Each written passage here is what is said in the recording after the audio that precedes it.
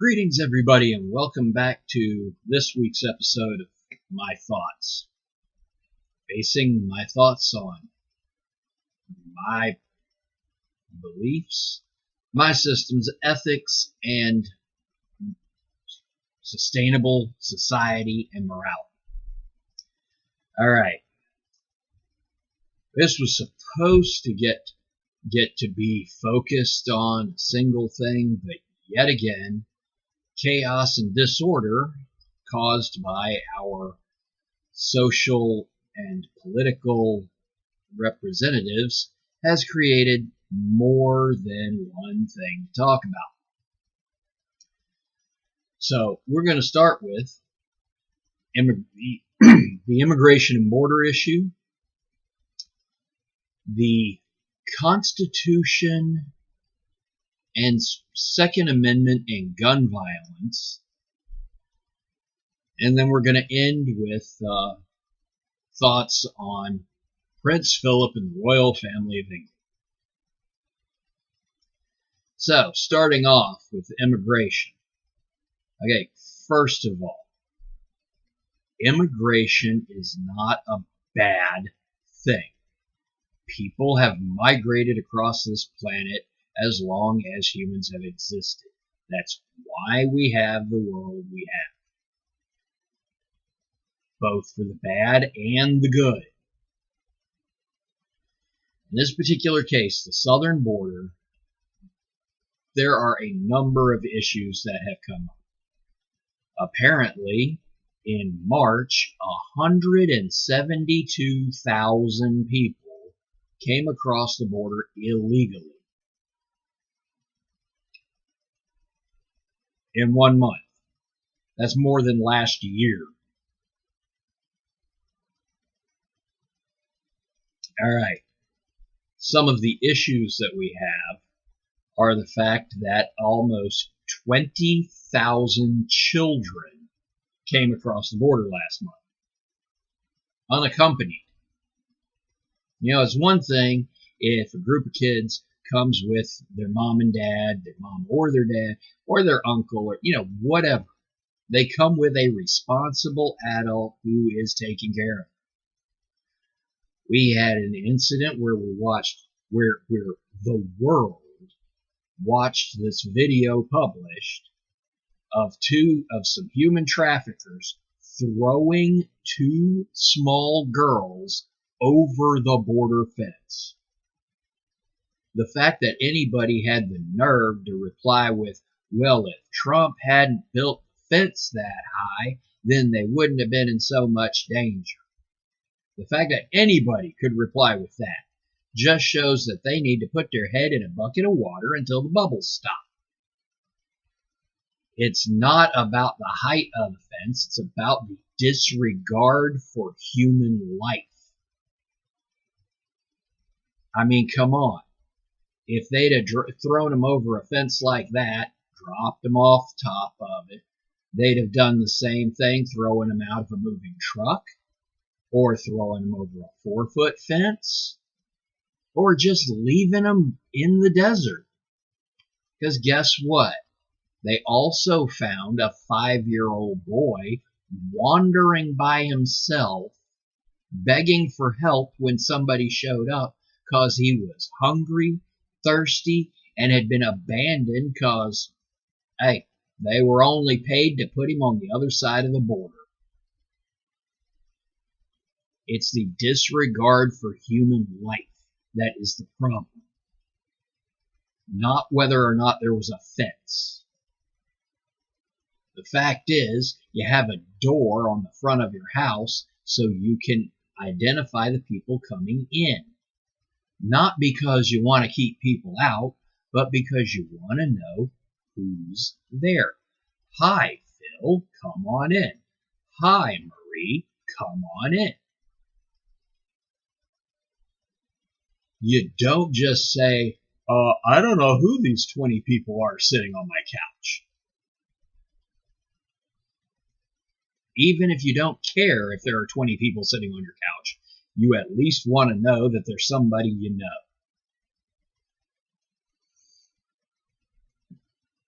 because so many children showed up, the shelters or detention facilities or kids in cages, pick your poison, because our congressmen, freaking U.S. senators, went to the border facility, looked at what was happening, saw that there were an excessive amount of people. I mean, come on, a 20-foot by 20-foot room is 400 square feet. There should never at any point be, there should never at any point be 80 people in a room that size. And then having some individual get in front of the camera and say, respect the people, respect the people. Guess what?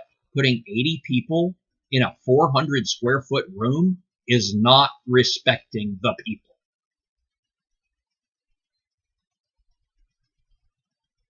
Now they want to outsource and have these children sent to military bases to be housed until they can find homes, families, or wherever it is that children are going. Now, the first reaction some people have is, oh, they're going to send them to the military to take care of.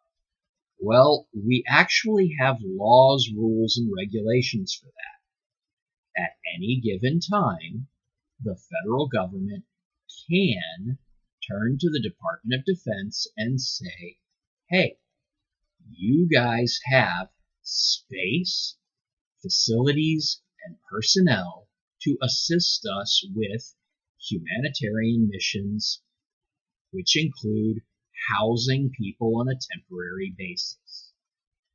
So yes, theoretically, following that same argument, all of the homeless people in America could be rounded up, shipped to military bases, and put into barracks. But that kind of would, eliminate the why are the people homeless in the first place, which is the problem. And similarly in this case, the problem isn't just that these children don't have a building to get inside of. That's not the problem. That looks like the problem, because we look at and see children in the desert.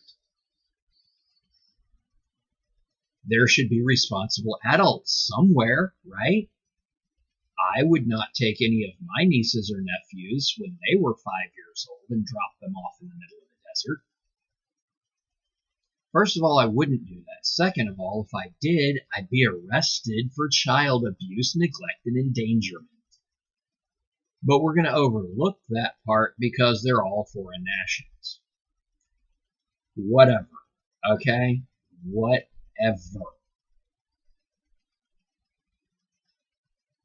The issue at hand. Individuals want to enter the country. They need to stop at a facility, be registered as being present in the country. Period. If you go to Disneyland, you have to go through the front gate so that they know you're in the park. Same thing. Some arguments have been being brought up that out of the 172,000 people that came across in March, almost 600 were violent felons and sexual predators, or sexual predators.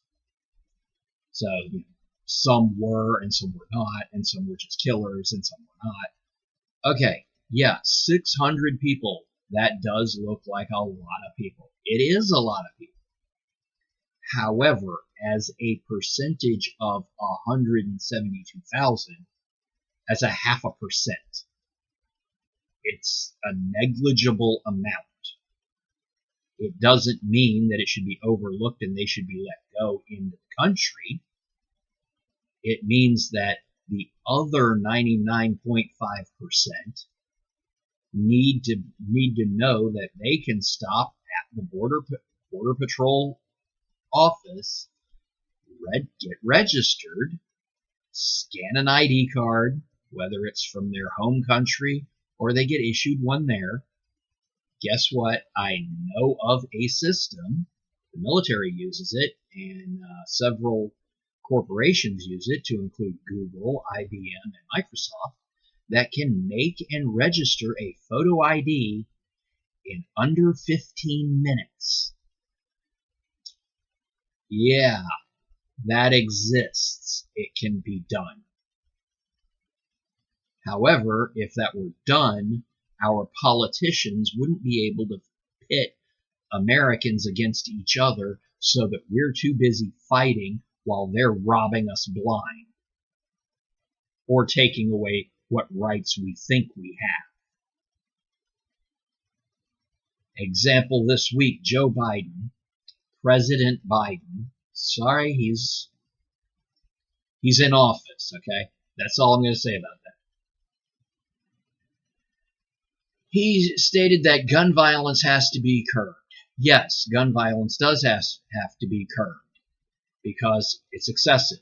Well, guess what? Prosecute them to the fullest extent of the law.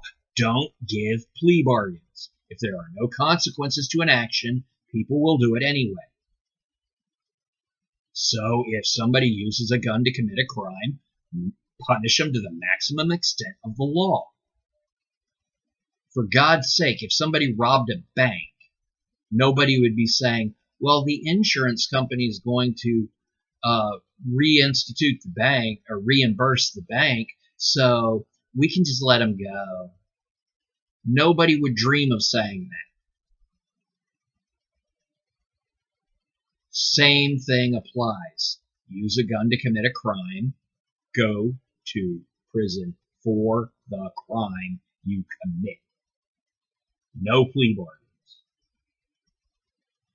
While discussing this, Joe Biden stated, no amendment to the Constitution is absolute. Okay, let's get this straight. The President of the United States stated that the supreme law of the land is not the supreme law. Okay, what is then? Because guess what?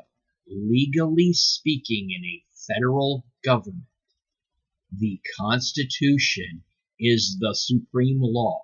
It is absolute. There is no, well, about it. This is the law. Execute. Earlier this week, in a rather, to me it was funny, okay? I found it funny. I straight fucking laughed. An immigrant to the United States from India, Dinesh D'Souza, was conducting his podcast and asked a simple question. Okay, President Biden, if the amendments are not absolute, does that include the 13th Amendment abolishing slavery? Does President Biden think that we should be allowed to bring back slavery? Well, I kind of question that too. I mean, if he's going to say no amendment to the Constitution is absolute, then okay, does he want to reinstitute slavery? Does he want to not take away rights to vote from women? That's, I believe, the 15th Amendment. No, wait.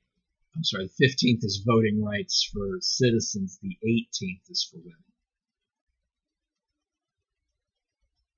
Maybe we don't have a right to vote, according to Joe Biden, because the Constitution is not absolute.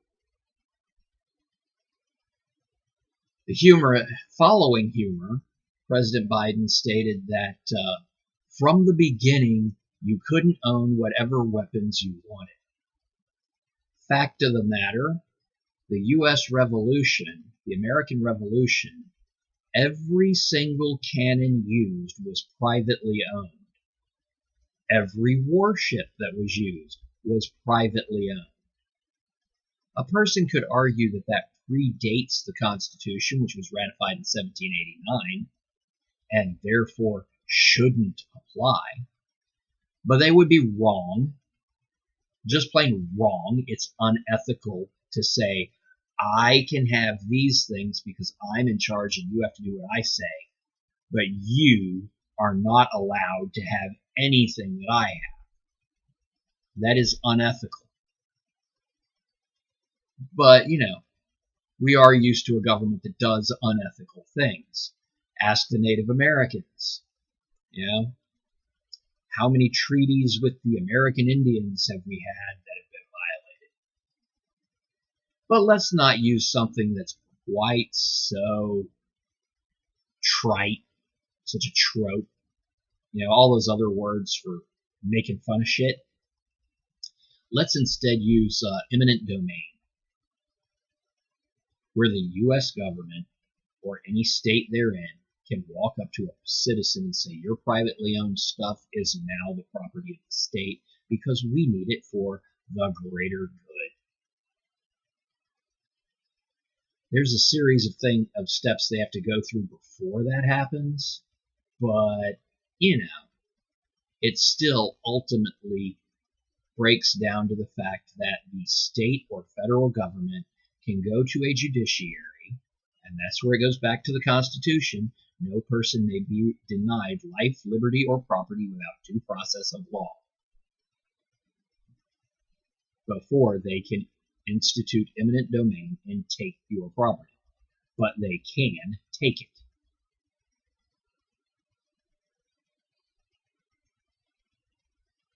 Now, we do have a few minutes for this final thing, the death of Prince Phillip, the consort to Queen Elizabeth.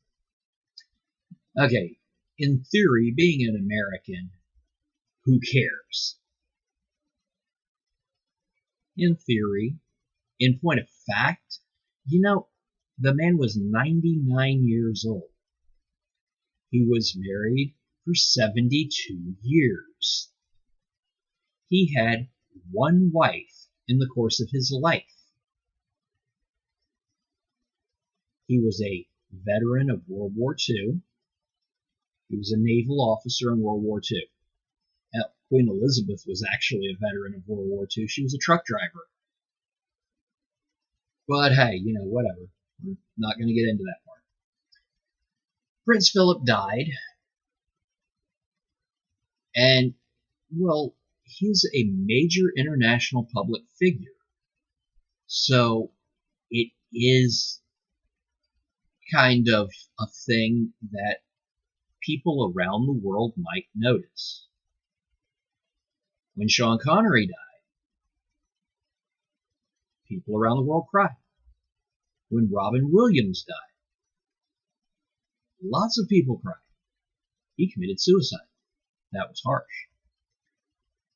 These were public figures. Prince Philip, the public figure.